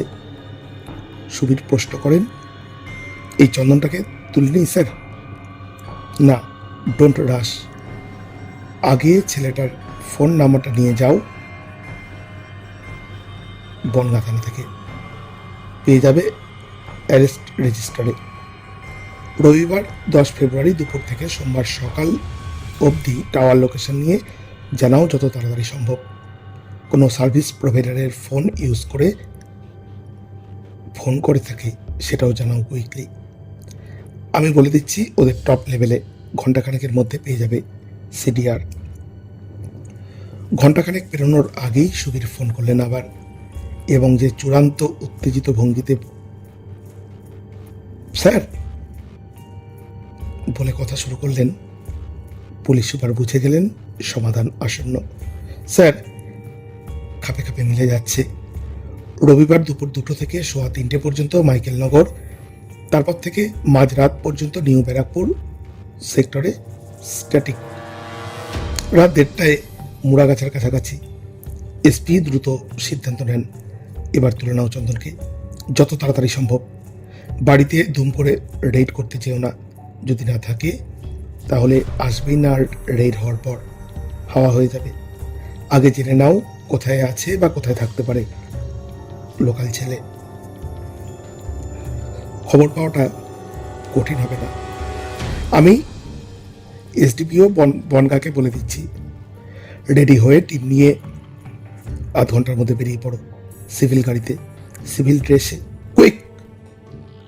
ওসির সোর্স নেটওয়ার্ক শক্তপোক্ত হলে একটা মহকুমা শহরে কারোর অবস্থান ট্র্যাক করা কঠিন ব্যাপার নয় কিছু। দ্রুত জানা গেল চন্দন বাড়িতে নেই, আছে শ্বশুর বাড়িতে গোবরডাঙ্গায়। চন্দনকে গ্রেপ্তার করে পুলিশ যখন বারাসাত রওনা দিল তখন রাত 9:30 পেরিয়ে প্রায় 9:45। না স্যার, আমি কিছু করিনি বা আমি কিছু জানিয়া জাতীয় বাক্যবন্ধ ব্যবহারের সুযোগই পেল না বছর 30-এর চন্দন। কলার চেপে ধরে তাকে প্রথম প্রশ্নটাই করা হয়েছিল, রাকেশ গুপ্তা বলে কাউকে চিনিস? এবং হতচকিত চন্দন হ্যাঁ বা না কিছু বলার আগেই ঝর্তি প্রশ্ন। নম্বর 2, গুপ্তা সাহেবকে কোথায় নিয়ে গিয়েছিলি মাইকেলনগর থেকে? রাত 1:30টায় মুড়াগাছায় কি করছিলি? চন্দন ততক্ষণে কাঁপতে শুরু করেছে, কথা বেরোচ্ছে না মুখ দিয়ে। দেহে এলো 3 নম্বর প্রশ্ন, আমরা পুরোটাই জানি, শুধু তোর মুখ থেকে শুনতে চাই। একটা মিথ্যে বললে চামড়া গুটিয়ে দেব। এবং সুখব তোর বাড়ির উঠোনাই। কে কে ছিলি, কেন মারলি, শুরু থেকে বল। এসপির পা জড়িয়ে ধরে এবার কেঁদে ফেলল চন্দন। বলছি স্যার, কিছু মালকড়ি সাল্টে নেওয়ার প্ল্যান ছিল, জানে মেরে দেওয়ার কথা ছিল না, কিন্তু গুপ্তা স্যার এমন চিল্লামিল্লি করলেন যে না মারলে ফেঁসে যেতাম। রাকেশ গুপ্তা হত্যা রহস্যের জবনিকা পতন। চন্দন শুরু করলো একেবারে গোড়া থেকেই। মাস 4 আগে যখন রাকেশ গুপ্তার সঙ্গে আলাপ হয়েছিল সল্টলেকে, আমি বন্ধুদের সঙ্গে সল্টলেকের সিটি সেন্টারে সিনেমা দেখে বেরোচ্ছিলাম। সন্ধে হয়ে গেছে তখন। গুপ্তা স্যারও সিটি সেন্টারে এসেছিলেন, বেরোচ্ছিলেন গাড়ি নিয়ে, সঙ্গে ওর মিসেস ছিলেন। ওর গাড়িটা খারাপ হয়ে গিয়েছিল, উনি নেমে বনেট খুলে ঠিকঠাক করার চেষ্টা করছিলেন। বৃষ্টি পড়ছিল। আমি গাড়ি সারাইয়ের টুকটাক কাজ শিখেছিলাম ক্লাস 12র পর। দাঁড়িয়ে গিয়ে বলছিলাম, কি হয়েছে দেখবো একটু স্যার? মিনিট 20 নাড়াঘাটা করে গাড়িটা স্টার্ট করিয়ে দিয়েছিলাম। স্টার্ট নেওয়ার সময় পেছন থেকে ঠেলেও দিয়েছিলাম গাড়িটা। গুপ্তা স্যার খুব খুশি হয়েছিলেন, টাকা দিতে চেয়েছিলেন, নিইনি। জানতে চেয়েছিলেন কি করি, কোথায় থাকি। বলেছিলাম তেমন কিছু করি না বলার মতো, বেকারি ধরতে পারেন। উনি ভিজিটিং কার্ড বের করে আমার হাতে দিয়ে বলেছিলেন, একদিন অফিসে এসো, কি করা যায় দেখি। সেই ওর সঙ্গে প্রথম আলাপ। তা গেলি ওর অফিসে? দিন 15 পরে গেলাম। বড় চাকুরে একটা কিছু ব্যবসাপাতিতে যদি হেল্প করেন একটু ভালোভাবে থাকতে পারবো। বেকার ছেলে স্যার, পড়াশোনা ওই 12 ক্লাস অবধি। গ্যারেজে সারাইয়ের টুকটাক শিখেছিলাম, বাকি এদিক সেদিক সাপ্লাইয়ের কাজ করতাম। খুব কম ইনকাম, তার মধ্যে বিয়ে করে ফেলেছিলাম বছর 2 আগে। টাকার খুব দরকার ছিল। সাপ্লাইয়ের কাজ ছাড়া আর কি করিস? ক্যাসেট আর সিডির দোকানে পার্ট টাইম কাজ করি, কাউন্টারে দাঁড়িয়ে থাকার কাজ। আর চন্দন একটু চুপ করে থেকে ফের বলতে শুরু করে, বনগাঁয় কয়েকটা জায়গা আছে স্যার, যেখানে লুকিয়ে ব্লু ফিল্ম শো চলে রাতের দিকে। সেখানে অপারেটরের কাজ করি মাঝে মাঝে। কোথায় এইসব সিডি পাওয়া যায়, কোথায় চটি বই পাওয়া যায় সব জানি। হেভি ডিমান্ড এইসব সিডির, সেগুলোর ডেলিভারির কাজও করতাম। শো যারা চালাতো তারা যেমন বলতো, যেখান থেকে যা সিডি আনতে বলতো আনতাম। পুলিশ আমাকে ধরেও ছিল কিছুদিন আগে, কেস দিয়েছিল। 7 দিন জেলে ছিলাম। আমি স্যার একটু ভালো পথে থেকে রোজগারের রাস্তা খুঁজছিলাম। প্রথম দিন গুপ্তা স্যারের দেখা পেলাম না, অফিসে ছিলেন না। দিন 7 পরে আবার গেলাম, হাত জোর করে বললাম, একটা কাজকর্মের ব্যবস্থা করে দিন না স্যার। উনি চা খাওয়ালেন, কতদূর পড়াশোনা করেছি, কি কাজ করি সব খুঁটিয়ে জানতে চাইলেন। আমি যখন বললাম ক্যাসেট আর সিডির দোকানে পার্ট টাইম কাজ করি, উনি কিছুক্ষণ চুপ করে থাকলেন। তারপর বললেন, কি ধরনের সিডি? তুই কি বললি? আমি স্যার প্রথমে বুঝতে পারিনি উনি ঠিক কী বলতে চাইছেন। বললাম সিনেমা সিডি। তখন উনি আবার একটু চুপ করে থেকে বললেন, কী ধরনের সিনেমা? ফিল্ম তো অনেক রকমের হয়, বড়দের ফিল্ম, ছোটদের ফিল্ম। গুপ্তা স্যারের মুখের দিকে তাকিয়ে এবার আমি কিছুটা আন্দাজ করতে পারলাম উনি কি বলতে চাইছেন। আমি সাহস করে বলে ফেললাম, যেমন চাইবেন তেমন এনে দিতে পারি স্যার, যেমন বলবেন। 3x আছে স্যার। গুপ্তা স্যার একটু হাসলেন, হেসে বললেন, 3xও অনেক রকম হয়। আমি আবার একটু থমকে গেলাম। চুপ করে আছি দেখে উনি বললেন, আদমি औरत ছাড়াও 3x হয়। আদমি আদমি হয়, औरत औरत হয়। এবার ব্যাপারটা জলের মতো পরিষ্কার হয়ে গেল আমার কাছে। গুপ্তা স্যার আদমি আদমির ক্যাসেট পাওয়া যাবে কিনা জানতে চাইছেন। মার্কেটে আমরা যাকে হোমো সিটি বলি। এরপর একদম খোলাখুলি কথা হলো। গুপ্তা স্যার বললেন, তুমি আমাকে ক্যাসেট সিডি এনে দেবে, অফিসেই আসবে। অফিসের ল্যান্ডলাইনে ফোন করে আমার পিএর থেকে টাইম চাইবে, কী জন্য অ্যাপয়েন্টমেন্ট জানতে চাইলে বলবে, সাহেব সাপ্লাইয়ের কাজে ডেকেছেন। দিন আর সময় পিএ বলে দেবে। ভালো সিডি হলে ভালো টাকা দেব। আর তোমার অন্য কোনো কাজের ব্যাপারটাও দেখছি। বেশ, তারপর? আমি ওকে এ পর্যন্ত 6 বার সিডি দিয়েছি। উনি প্রথমবার 2000 টাকা দিয়েছিলেন, পরের বার 3। আমার মাসে 4-5 হাজার বাড়তি রোজগার হচ্ছিল। আমি ওতেই খুশি ছিলাম। কিন্তু শিবু বলল, কি পাতি 4-5 হাজারে খেলছিস, বড় দাও মারার কথা ভাব। শিবু শিবু আমার অনেক দিনের বন্ধু, একসঙ্গে স্কুলে পড়েছি। এখন খড়দায় থাকে, একটা কারখানায় কাজ করে। মাঝে মাঝে আমরা ব্যারাকপুর স্টেশনে আড্ডা দিই শনি রবিবার। আড্ডায় গুপ্তা স্যারের কথা বলতে শিবু লাফিয়ে উঠেছিল, তুই কি গাধা নাকি? এটা মাসে 4-5 হাজারের কেসই না, মিনিমাম 4-5 লাখ। আমি বললাম মানে? শিবু বলল, মালটা এত বড় চাকরি করে, নিজের ফ্ল্যাট ভিআইপি রোডের ওপর। ওকে একটা টোপ দে, বল একটা দারুণ সিডি আছে, কিন্তু ভাড়া দেওয়া যাবে না। কোনো একটা জায়গায় গিয়ে দেখতে হবে। আমি বললাম, কিন্তু যদি না আসে? শিবু হাসলো, বলো, আরে আসবে আসবে, ওর বাপ আসবে, ঠিক আসবে। তুই লোভ দেখাবি, বলবি রিয়েল সিনও থাকবে। আমি বললাম, রিয়েল সিন মানে? শিবু বলল, আরে গাধা, বলবি পার্টনার রেডি থাকবে তোর স্যারের জন্য। মাথায় ঢুকলো? আমি বললাম, সে না হয় এলো, তারপর? শিবু বলল, তারপর তো সোজা বলবো, লাখ চারেক টাকা ছাড়ুন, না হলে আপনার কীর্তি ফাঁস করে দেব। বাড়িতে আর অফিসে সবাই জানবে বউ প্রেগনেন্ট, একটা বাচ্চা মেয়েও আছে, আর আপনি মাসে মাসে হোমো সিডি আনিয়ে দেখছেন। দেখবি সুরসুর করে মাল খসাতে রাজি হয়ে যাবে। দুই একটা আরো ছেলেপুলে লাগবে কাজটায়। ভাব একবার, যদি 4 জনও হয়, পার হেড লাখখানেক। যদি 2 লাখ পাওয়া যায় তাহলে 50,000। শিবুর কথা শুনে মাথাটা ঘুরে গেল আমার। 1 লাখ পার হেড, মাসে সাকুল্যে 8-10 হাজার রোজগার হয় এদিক ওদিক করে, তাও সব মাসে নয়। সেখানে একেবারে লাখখানেক পেয়ে গেলে তো নিজের একটা ছোটোখাটো ব্যবসা শুরু করার কথাও ভাবা যাবে। রাজি হয়ে গেলাম শিবুর কথায়। আইসি ঘোলা আর থাকতে পারেন না। তুই যেভাবে বলছিস মনে হচ্ছে ভাজা মাছ উল্টে খেতে জানিস না। সবই শিবুর প্ল্যান, সবই শিবু বুঝিয়েছে, শিবু করিয়েছে। শিবু ধরা পড়লে ঠিক উল্টো বলবে, বলবে পুরোটাই তোর প্ল্যান। না স্যার, বিশ্বাস করুন, শিবুই আমাকে। হয়েছে হয়েছে, বাকিটা বল। শিবু আর আমি ভাবতে বসলাম, কোথায় আনা যায় গুপ্তা স্যারকে। একটা বাড়ির ব্যবস্থা তো করতে হবে, কে করবে, কোথায় করবে? শিবু আমাকে বলল, বাসুদার হেল্প লাগবে।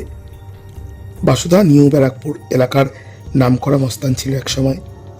আমি আর শিবু গেলাম বাসুদার কাছে। বাসুদা ফুটিয়ে দিল আমাদের, বলল, কোনো ঝামেলার মধ্যে আমি থাকি না, আর তোরা তো জানিসই। শিবু দমল না। বাসুদার বোন ফুলমণিকে চিনত আগে থেকে, গিয়ে ধরলো একটু পরে, বলল, দিদি একটা কিছু ব্যবস্থা করো, আমাদের ছোট একটা কাজ আছে, কোনো বাওয়াল হবে না, তোমাকে 1,000-5 দেবো কাজ হয়ে গেলে। ফুলমণি মধ্যমগ্রাম বাজারে সবজি বিক্রি করে, টানাটানির সংসার। বলল, দাঁড়া দেখছি, তোরা কাল আয়। পরের দিন আবার গেলাম। ফুলমণি বলল, ব্যবস্থা হয়েছে। নিউ ব্যারাকপুরের দাদার একটা পুরনো দোতলা বাড়ি আছে, বছরের অর্ধেক সময় খালি থাকে। মাঝে মাঝে আমি গিয়ে ঝাড়পোছ করে আসি। এই বাড়িটার চাবি নিয়ে রাখবো আমি। তোদের আজ বাড়িটা দেখিয়ে দিচ্ছি, চ। বাড়ি দেখে এলাম।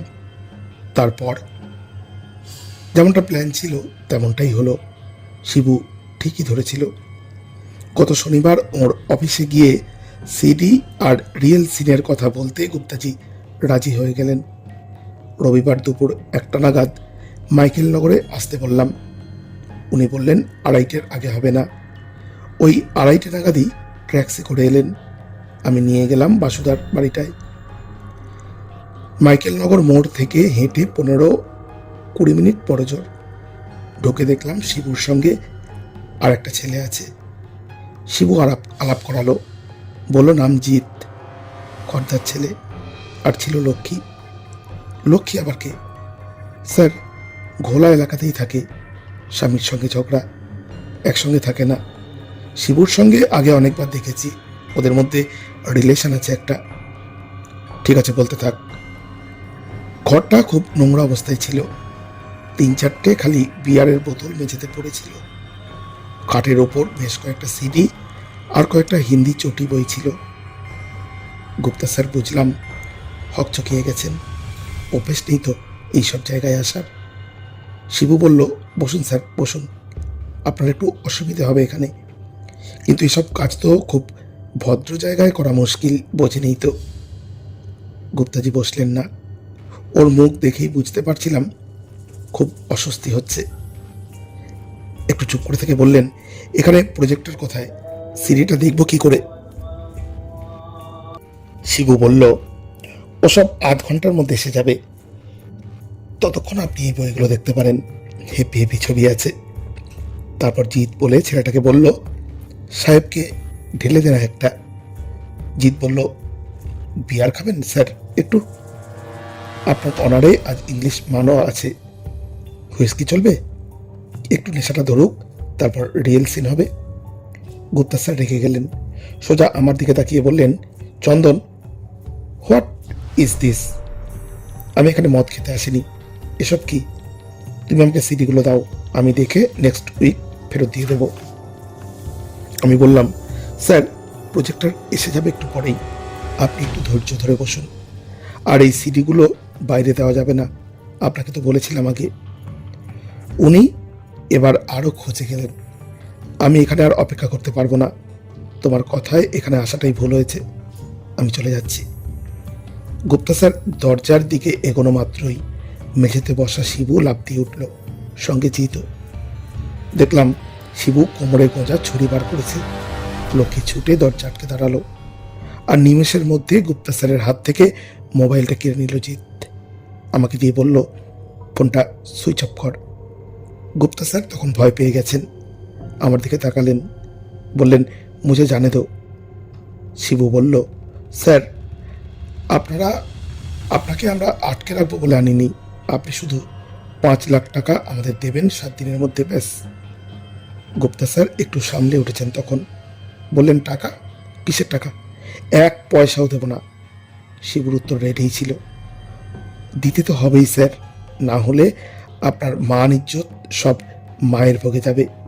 বাড়িতে বউ আছে, মেয়ে আছে, আরেকটা বাচ্চা হবে, আর আপনি হোমোসিডির ডেলিভারি নিচ্ছেন মাসে মাসে। এটা পাড়ায় অফিসে জানাজানি হলে লাইফ বিলা হয়ে যাবে স্যার, একটু ভেবে দেখুন, মাত্র তো 1,05,000। গুপ্তা স্যার আবার খাড় খেয়ে গেলেন, চিল্লামিল্লি শুরু করলেন, দেব না, শুনে রাখো, দেব না, 1 পয়সাও দেব না। তোমরা যেখানে ইচ্ছে যা খুশি বলতে পারো, লোকে তোমাদের মতন পেটি ক্রিমিনালদের বিশ্বাস করবে নাকি আমাকে, সেটা আমিও দেখব। তোমাদের ধারণা নেই তোমরা কাকে ব্ল্যাকমেল করার চেষ্টা করছো। অনেক মন্ত্রী, অনেক অফিসারদের আমি পার্সোনালি চিনি, তোমাদের সব কটার মুখ চিনে রাখছি। এই জায়গাটাও আমার মনে থাকবে, সবাইকে জেলের ঘানি ঘানিয়ে টানিয়ে ছাড়বো। চন্দন, তোমাকে সারা জীবন আফসোস করতে হবে এটার জন্য। শিবু 1 পা পিছিয়ে গেল। চোখাচোখি হলো আমার আর জিতের সঙ্গে। আমরা বুঝে গেলাম গুপ্তা স্যার ঠিকই বলছেন, আমরা পাতি চ্যাংরা, পুলিশ কেস খেয়েছি আগে, আর উনি বড় অফিসার, অনেক জানাশোনা। ঠিকই তো, আমাদের কথা কে বিশ্বাস করবেন? আর উনি সিডি নিয়েছেন, দেখেছেন, আবার নিয়েছেন, কোনো প্রমাণ তো নেই এসবের। উনি এখন যদি পুলিশে কমপ্লেন করে আমরা ওকে কিডন্যাপ করে এখানে আটকে রেখে টাকা চেয়েছি, আমাদের জিন্দেগি পুরো পথ পার। ওকে বাঁচিয়ে রাখলে আমরা ফিনিশ হয়ে যেতাম স্যার। সে তো এখনো ফিনিশই হবি, বাকি জীবনটা জেলেই কাটাবি। যাকে তারপর চোখে চোখে কথা হয়ে গেল আমাদের। শিবু লক্ষ্মীকে বলল, ভিতরের ঘরে দড়িয়ে আছে, চট করে নিয়ে আয়। এই চন্দন, মুখটা চেপে ধর শিগগির। আমি আর জিৎ মিলে মুখ চেপে ধরে খাটের ওপর ফেলে দিলাম গুপ্তা স্যারকে। উনি হাত পা নাড়িয়ে বাধা দেওয়ার চেষ্টা করছিলেন। শিবু ছুরিটা গলার কাছে ধরল। উনি ভয়ে স্থির হয়ে গেলেন। লক্ষ্মী ততক্ষণে নাইলনের দড়ি নিয়ে এসেছে 1 গোছা। শিবু আমাকে বলল, দড়িটা দিয়ে ফাঁস দে গলায়, না হলে আমরা ফিনিশ হয়ে যাব। আমার হাত পা কাঁপছিল স্যার, এমন হবে ভাবিনি তো আগে, মাথা কাজ করছিল না। শিবু ছুরি চালিয়ে দিল গুপ্তা স্যারের বুকে। আমি আর জিৎ মিলে দড়ির ফাঁস দিলাম গলায়। চোখ ঠেলে বেরিয়ে এলো একটু পরেই, নিঃশ্বাস বন্ধ হয়ে গেল। আমরা চুপচাপ বসে রইলাম কিছুক্ষণ। শিবু, আমি, জিৎ, লক্ষ্মী, আমরা 4 জনেই ঘামছিলাম। কি করতে কি হয়ে গেল, এখন উপায়? সব সূত্র তো সেই জেলেই যেতে হবে। শিবুই প্ল্যান বাতলালো একটা, বলল, বাঁচার একটাই রাস্তা এখন, বেশি রাতের দিকে বডিটা খালাস করে দিতে হবে। কিভাবে খালাস করলি? খালাস পর্বের সার সংক্ষেপ এই। সন্ধ্যের পর শিবু বেরিয়ে গিয়ে একটা বস্তা জোগাড় করে আনলো, দড়িও আনলো বাড়তি। বডি পাওয়া গেলেও যাতে চট করে চেনা না যায়, তাই একটা থান ইট দিয়ে রাকেশের মুখটা থেতলে দিল জিৎ। তারপর বেরিয়ে গেল গাড়ির খোঁজে, যাতে নিয়ে যাওয়া হবে বডি। কিন্তু কোথায় নিয়ে যাওয়া হবে? লক্ষ্মী বলল মোড়াগাছের পুকুর পাড়ের কথা। জিৎ একটা ম্যাটাডোর জোগাড় করে আনলো রাত 10:30টায়। শিবু লক্ষ্মীকে বলল একটা ব্লাউজ আর লেডিস রুমাল আনতে। নাইলনের দড়ি দিয়ে বডিটাকে বাঁধার পর ব্লাউজ আর রুমালটাকে রাখলাম বডির ওপর। বডি পাওয়া গেলে যাতে পুলিশ ভাবে মহিলা কেসে উনি ফেঁসে গেছিলেন। এরপর বডি বস্তাবন্দি করা, বস্তাকে নাইলনের দড়ি দিয়ে বাঁধা, আর রাত 1টার পর ম্যাটাডোরে চাপিয়ে মোড়াগাছার মোড়ে বস্তা ফেলে আসা। চন্দনের বয়ান শেষ হওয়া মাত্রই স্থির হয়ে গেল পরবর্তী করণীয়। চন্দনকে নিয়ে একটা টিম বেরোলো নিউ ব্যারাকপুরের সেই বাড়িতে যেখানে রাকেশকে মারা হয়েছিল। খাটে এবং মেঝেতে রক্তের দাগ শুকিয়ে আছে এখনো। পড়ে আছে বিয়ার আর হুইস্কির বোতল, চশমার ভাঙা টুকরো। পড়ে রয়েছে নাইলনের দড়ি কয়েক কাছা, হিন্দি বই কয়েকটা, অশ্লীল ছবি ভর্তি। সিডিগুলো কোথায়? চন্দন জানালো বনগার বাড়িতে আছে। অন্য আরেকটা টিম ততক্ষণে খড়দা থানায় পৌঁছে গেছে। অ্যারেস্ট রেজিস্টার থেকে জানা হয়ে গেছে মিঠুন ওরফে জিৎ ঘোষ নামে এক যুবক কয়েক মাস আগে ছিঁচকে চুরির কেসে অ্যারেস্ট হয়েছিল। ভোরের মধ্যেই খড়দা থানার হাজতে ঠাঁই হলো জিতের। বাড়ি থেকে উদ্ধার হলো একটা দামি ঘড়ি আর সোনার আংটি। বাকি ছিল লক্ষ্মী আর শিবু। লক্ষ্মীকে থানার স্থানীয় সস্তা সবাই চিনত। পাওয়া গেল বাড়িতেই। একটা গলার চেন উদ্ধার হলো বাড়ি থেকে। শিবুকেও পাওয়া গেল না। ভোর রাতের রেইডে গত 2-3 দিন ধরে বাড়িতেই নেই। মোবাইল নম্বরও সুইচ অফ সেই থেকে। শেষ টাওয়ার লোকেশন হাওড়া স্টেশন চত্বর। শহরের বাইরে পালিয়েছে কিছু আঁচ করে। পরের দিন সকাল 8টা নাগাদ ডিজিকে ফোনে ধরলেন পুলিশ সুপার। স্যার, ওই মার্ডারটা detected sir. 3 out of 4 arrested, কনফেসও করেছে। Is it? আমি তো ভাবছিলাম আজ আবার তোমাকে ফোন করবো প্রোগ্রেস জানতে। Neither sir, bisexuality and blackmail. DG একটু থমকে যান শুনে। পুলিশ সুপার পুরোটা বলেন। বাক্যালাপ শেষে উচ্ছ্বসিত শোনায় রাজ্যের প্রধান পুলিশকে। Heartiest congratulation, proud of your team. ফোনটা রেখে একটা লম্বা শ্বাস নেন এসপি। ভাগ্যিস সেদিন রাকেশের বোন দাদার ছবির কোলাজ বানাচ্ছিলেন। ভাগ্যিস চোখে পড়েছিল রাকেশের কবিতা পাঠের ছবিতে। প্রমাণ সংহত করে যত দ্রুত সম্ভব চার্জশিট জমা দেওয়ার জরুরি দায়িত্বটা আইসি খোলা তপন কুমার বিশ্বাসকে দিয়েছিলেন পুলিশ সুপার। কিনারা পরবর্তী অধ্যায়ে তপনই ছিলেন মামলার তদন্তকারী অফিসার। নিউ ব্যারাকপুরের যে বাড়িতে খুন হন রাকেশ, তার পূর্ণাঙ্গ ফরেন্সিক পরীক্ষা হয়েছিল। খাটে আর মেঝেতে পড়ে থাকা রক্তের নমুনা যে মানবদেহের প্রমাণিত হয়েছিল এবং সেই নমুনার সঙ্গে মিলে গিয়েছিল পোস্টমর্টেম পর্বে সংগৃহীত রাকেশের ব্লাড স্যাম্পল। মিলে গিয়েছিল গ্রুপ। যে চশমার ভাঙা টুকরো পাওয়া গিয়েছিল ঘরে, তা যে রাকেশেরই চিহ্নিত করেছিলেন আত্মীয় বন্ধুরা। জিতের বাড়ি থেকেই উদ্ধার হওয়া ঘড়ি, আংটি এবং লক্ষ্মীর বাড়ির তল্লাশিতে পাওয়া চেনও যে রাকেশেরই শনাক্ত হয়েছিল অনায়াসে। ঘর থেকে বাজেয়াপ্ত হওয়া বিয়ার হুইস্কির বোতলে আঙুলের ছাপ মিলেছিল শিবু, চন্দন ও জিতের। চন্দনের বনগার বাড়ি থেকে উদ্ধার হয়েছিল প্রায় 1 ডজন সমকাম বিষয়ক সিডি। যে ম্যাটাডোরে করে নিয়ে যাওয়া হয়েছিল রাকেশের দেহ, সেটা চিহ্নিত করে বাজেয়াপ্ত করা গিয়েছিল সহজেই। দেহ পাচারের প্রত্যক্ষদর্শী হিসেবে অত্যন্ত গুরুত্বপূর্ণ হয়ে দাঁড়িয়েছিল ম্যাটাডোর চালকের সাক্ষ্য, যিনি টেস্ট আইডেন্টিফিকেশন প্যারেডে চিনিয়ে দিয়েছিলেন 4 অভিযুক্তকে। সর্বোপরি ফৌজদারি বিধির 164 ধারায় ম্যাজিস্ট্রেটের কাছে গোপন জবানবন্দিতে নিজেদের অপরাধ কবুল করেছিল চন্দন, জিৎ ও লক্ষ্মী। শিবু কিছুটা বেগ দিয়েছিল পুলিশকে, ধরা যায়নি তাড়াতাড়ি।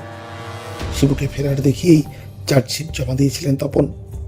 প্রায় বছরখানেক চোর পুলিশ খেলার পর ধরা পড়েছিল শিবু। বিচার পর্ব শেষ হয়েছিল দ্রুত। রায় বেরিয়েছিল 2010-এর 30 এপ্রিল। শিবু, জিৎ, চন্দন, লক্ষ্মী চারজনেরই যাবজ্জীবন কারাদণ্ড বরাদ্দ করেছিলেন বারাসত ফাস্ট ট্র্যাক কোর্টের বিচারক। চক্রী চতুষ্টয় এখনো সংশোধনাগারেই। সামাজিক চাপ বড় বিষম বস্তু। সামাজিক নির্মাণও। রাকেশ গুপ্তা এই চাপের শিকার হয়েছিলেন। এই নির্মাণেরই বলি হয়েছিলেন শেষ বিচারে। ভদ্রলোকের লেখা কবিতাগুলোয় স্পষ্ট বেরিয়ে আসে ওর সমকামী সত্তা। সামাজিক নির্মাণের ব্যাকরণে যে সত্তাকে প্রথম জীবনে নিজে চিনতে পারেননি, বা পারলেও সেই সত্তাকে তার প্রাপ্য দিতে পারেননি, সেই সত্তাকে স্বীকার করে যখন তাতে সাড়া দিতে চেয়েছিলেন, দুর্লক্ষ পাঁচিল তুলে দাঁড়িয়েছিল সামাজিক চাপ। শরীরে মনে কি চূড়ান্ত টানাপোড়েন না সহ্য করতে হয়েছিল ভদ্রলোককে। বাধ্যত সুখী দাম্পত্য জীবন, স্ত্রী কন্যা নিয়ে, পেশাগত জীবনে প্রতিষ্ঠিত, নিজে আদবে যা সেটা সমাজ সংসারে গোপন রাখার প্রাণান্তকর প্রচেষ্টা একদিকে, অন্যদিকে নিজের জৈবিক চাহিদার তাড়নায় দগ্ধ হতে থাকা নিরন্তর, এবং শেষমেশ প্রাণ দেওয়া এই সংঘাতের যুবকাষ্ঠে। কি মর্মান্তিক ট্রাপিস জীবন! মৃত্যুই বোধহয় ছিল একমাত্র পরিত্রাণ।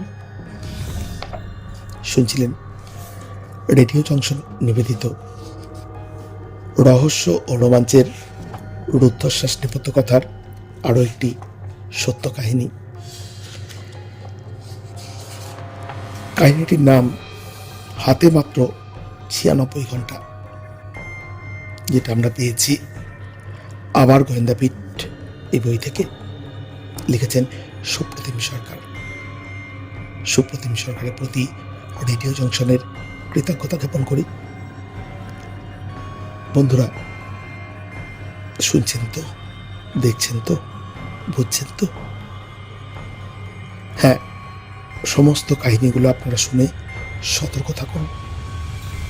বিপদ কিন্তু আমাদের নাগালেই রয়েছে। আজ পর্যন্তই। আবার আসছি পরবর্তী পর্বে নতুন সত্য কাহিনী নিয়ে।